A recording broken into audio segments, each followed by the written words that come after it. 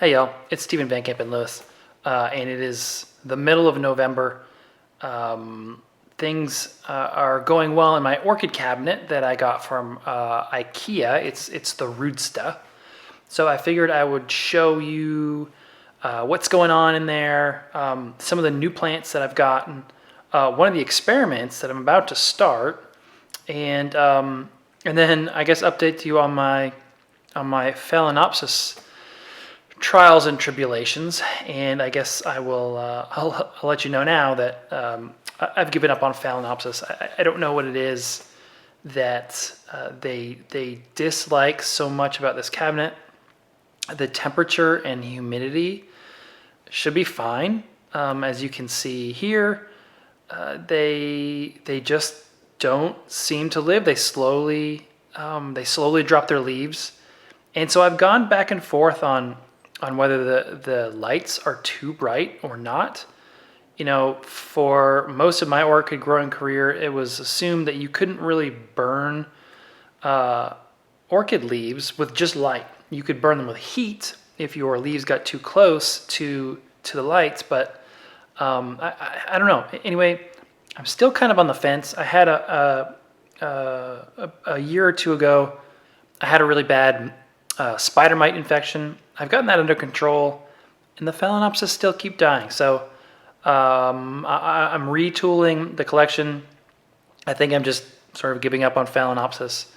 But I've got these rupiculous Cattleyas. After my Brazil trip, I got to see a bunch of them in situ, and I think that they're going to love the insanely bright lights that I have. So yeah, and by the way, if you're a person who's looking for lights for your orchids or for other plants, and you need something really bright, you know, I really do recommend these lights that I have from Carnivoro. It's their Flora Wave brand of LED lights, and they're super bright, and they don't put out really a whole lot of heat, of course. Good price, and so I really recommend them. In fact, I bought 4 more of them. So I will have 2 lights in my grow tent that will be in the garage. I'm going to set up this weekend, and then I bought another grow tent that'll have 2 lights as well, the same type. And then I'm in the next couple of months to a year, I'm going to set up another Rudsta cabinet just for a few very select species of Cattleyas. So yeah, I really like them. You know, Drew Martinez is the owner, and he's got an optics background before he got into plants, and so his ability to sort of create really high quality lights is really good. Of course, if you're growing Phalaenopsis species and you're growing them real close to the lights, maybe it's not so great. But what you could do is you could raise the lights a little farther away from your sort of low light loving plants, and that particular light would be fine for you. Of course, since I'm growing these in a cabinet, I don't have the ability to move the lights up and down, and you'll see that in a second. I've sort of bifurcated the cabinet into 2 sections, so I can't move the lights around. But it is what it is. I will adapt, and am getting new plants that are probably going to do a lot better in these particular conditions. Anyway, let's get the camera turned around and check out some plants, and I'm actually seeing a pretty large spike on one of my new ones, so I'm excited about that. So here's the cabinet, of course, and I mentioned that there were 2 levels in there, and you can see why now I can't really move the lights up and down to make them farther away from the low light loving plants. But like I said, I'm retooling how I'm approaching this, and I'm actually just getting plants that are much more comfortable with high light. And one of the things actually that I've done, I think I'm hoping it'll help. In fact, I'm going to start on the lower level here. All right, so this is a large part of, well, this is half of the collection here in the cabinet. And so what you can actually see is that I've scooched this light over. So before it was more evenly centered, and it's, believe it or not, it's actually moved over a little bit to the right, so that the plants that don't really like the bright light as much are over here in the darker zone, right? And what's left over there is this Phalaenopsis here, which is Ludemaniana. I have Tetraspis C1 that I got from Nicole Deanna some time ago. The surface of this is pretty crispy, so what I'm going to do is I'll show you how I'm watering these after we do kind of a quick run through. This other Phalaenopsis over here, this is Bastianii, and it has also already dropped a leaf. So they're not doing well, but I did get some imports from our recent San Antonio show, and I got these from Orchids amazonica, and this one is Comparetta coccinea. I don't know if that's Comparetta or Comparitia coccinea, but I've had it for I guess about a month, maybe a little longer than that, but it's already put out this really big bloom spike, and these are just stunning flowers. I'm super excited to see that. These will be insanely brightly colored, probably orange or red. And then I also have this Restrepia contorta, another really nice plant. Both of these plants, in fact, all the plants that I got from them were insanely healthy and really nice. So I think when they imported them, they pulled them out of the pot probably like right before they shipped them. I think some of the vendors will pull them out of the pot long before their trip to the United States for the shows, and they kind of suffer. But this one's already putting out new growth. And I'm hoping to see some spikes here soon. In fact, I haven't really pulled it out since I got it. But you can see that it's bloomed before. So this is a mature blooming size plant on a nice division. So this little play box of sand is an experiment that I'm going to do. So I brought back some rocks from Brazil, and I brought them back as gifts for my kids. But then I realized, there are going to be fungi and bacteria on these rocks that rupiculous Cattleyas might be able to use to grow from seed. So I've got a friend who's going to send me some rupiculous Cattleya seed, and I'm going to try growing them on here, and I'll let you follow along. And so what I'm doing now is I'm just getting it wet every so often. Like whenever I water the plants, I just get this area wet, especially the rocks, so the natural lichen and fungi on there can start growing and then maybe start transferring down to the sand. And then when I get the the seeds, I'm going to sprinkle them on top and see if they sprout. And so it's kind of a very simple experiment, but I'm hoping to have some success and grow these plants ex situ, I guess. This one is from Angraecoids. It is Mysticidum brabini. It's a mount on some osmunda, and it does go deciduous. It does drop its leaves, and what it did is it put out some roots, and then it kind of died. No, its roots died off the mount, and so I threw it on another mount, as you can see, and I've used just cotton string to wrap it up, and it's just put out this massive flush of roots, and it seems to be really happy.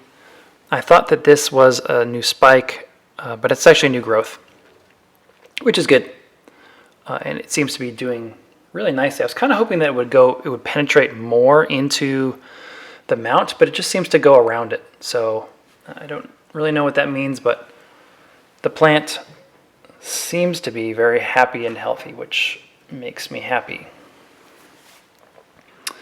This is an interesting one. This is Bulbophyllum fascinator. So it's a species, and I've got it. My friend Charles makes pots, clay pots, and so I've strapped it to the side.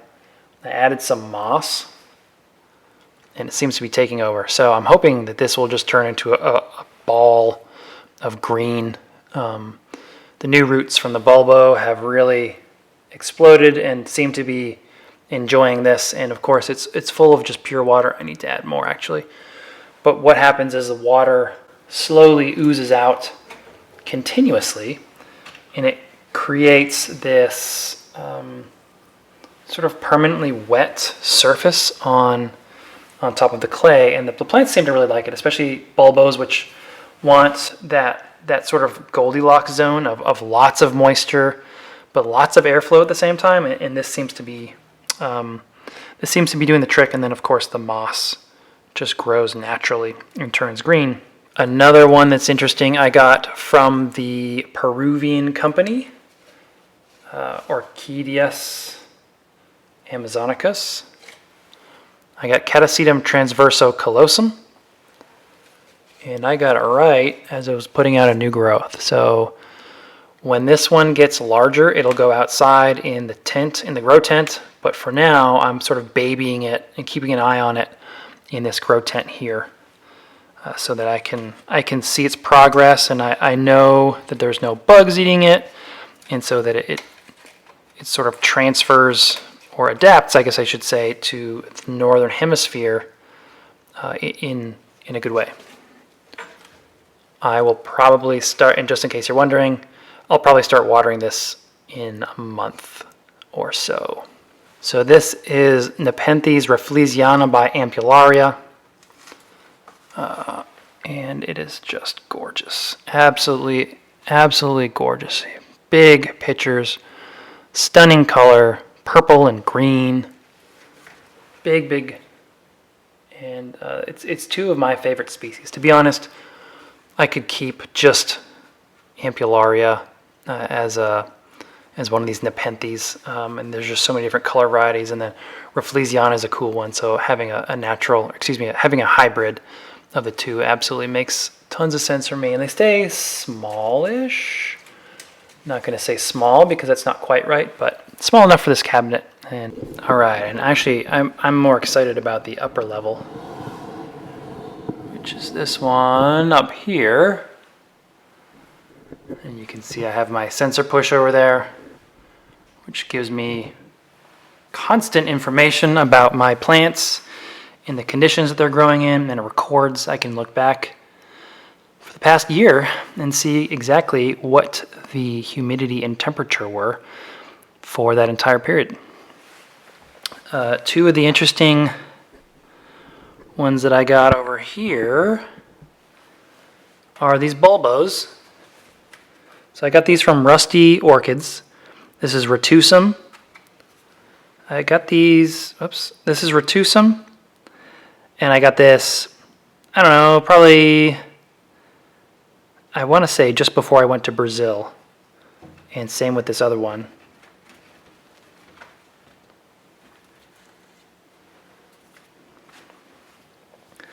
This one is Dianum. Both of these are intermediate to warm growers, and so they'll do well in these cabinets. But you can see I've got them kind of pushed away from the bright light, and they seem to, the bulbs are enormous, the leaves are great. Those are super healthy plants that I got, and they've stayed super healthy, so that's great. This one is one that I got. This is Kampen-Lewis speciosa. This is one that I got from Orchids Amazonica, and when I got home I realized it was kind of damaged, but there was a good bulb.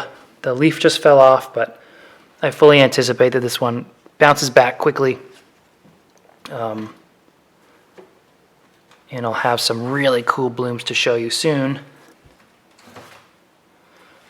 This is my Cattleyas hybrid that I made. It's Yusuf Niazi by Black Knight. And you can see some of them got real huge over the summer, and then some of them just slept. So the ones that just slept are these small ones. I don't know what's going on with them. I just kind of hit them with water every now and then, but you can see the ones that grew over the summer are just monstrous, at least in comparison. And so these are all either dormant or about to go dormant. This one right here is still actively growing, but that's about it. So I'll keep watering that one. These are the new rupiculous Cattleyas that I've gotten.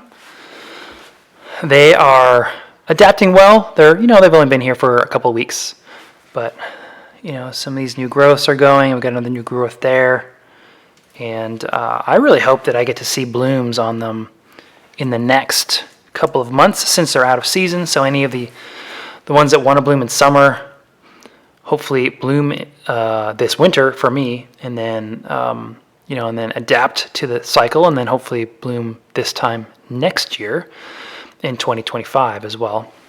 Here I've got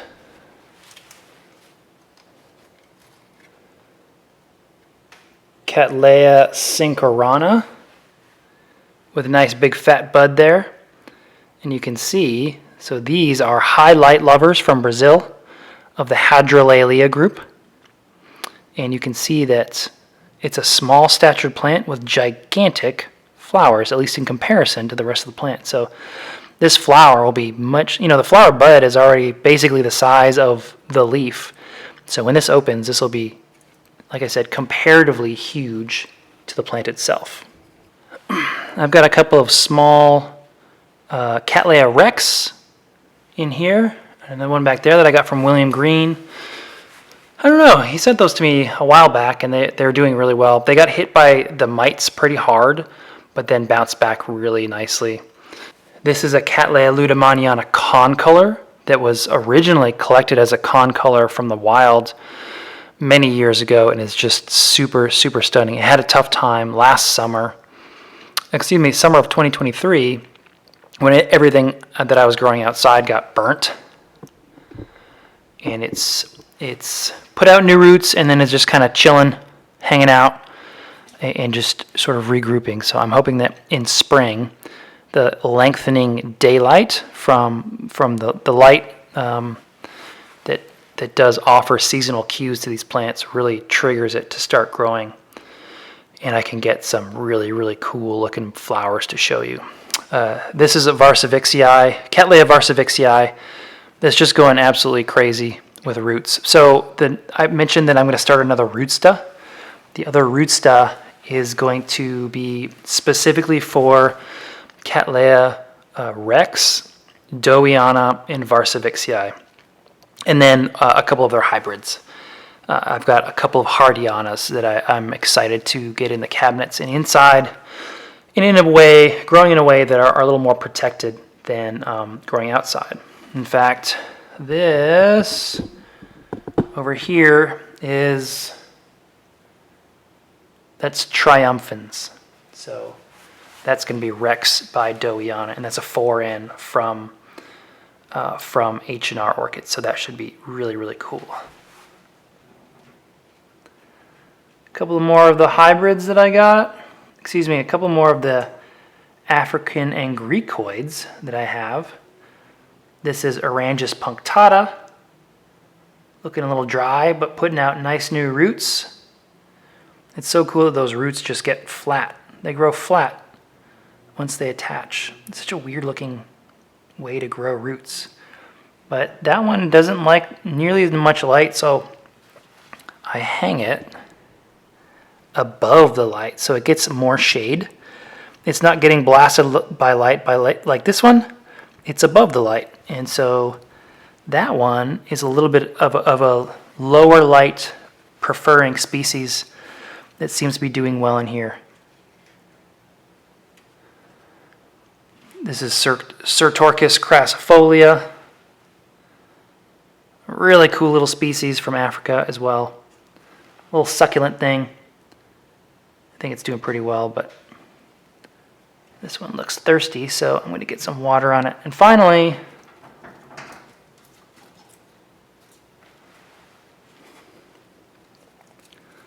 I have this Tolumnia hennekenii. I think I'm saying that right, but maybe I'm not. I got this from Sean Horgan, and he grew a bunch from Flask, and this one just is going crazy. It absolutely loves these conditions. I've got it as far away from the light as I can get it. So it's not a super bright lover, but it's not one that likes low light in the same way that Phalaenopsis do. So I think it's in a really good spot right there, and that the number of roots and the new fans that it's putting out definitely agrees with that. So what I'm going to do now is I'm going to water the plants and show you how I do that. So I do not move the plants at all. I water them with this. This is a pump spray. So I fill this with water and a tiny bit of fertilizer. And then I pump it, as you can hear. And then I take this little watering wand and I hit all the plants. I always start with the mounted plants so that I can hit them a couple times. And then of course you can see the plastic here. This plastic is specifically to protect the light underneath. Now the lights, these Rudsta lights, I can, watch this. I can spray the light. I'm sorry, these are not Rudsta lights, these are FloraWave lights, but they're waterproof. So I really don't have to protect them a whole lot from the water, but I still do. So I have this plastic here to protect specifically the lights underneath. And then at the bottom of this Rudsta, I do have a little collecting device that captures the water and then we'll sort of use it. So I've got the little leca balls down there, and those leca balls will, I don't want to say radiate because that's probably not the right term, but they'll help the water evaporate a little more quickly and into the atmosphere inside the cabinet, and it creates this really great temperature and humidity system that my plants, the Cattleyas anyway, really seem to enjoy. Not so much the phals, but definitely the Cattleyas.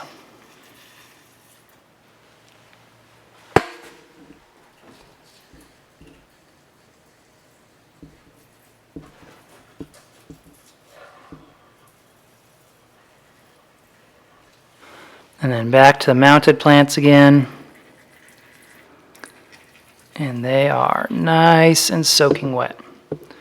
And that's it. That's my routine for the Rudsta plants. And then, of course, I don't think you want to watch me water all of them. So I'm going to say goodbye, and I hope you have a great weekend. And I'm going to water the bottom level now. See ya.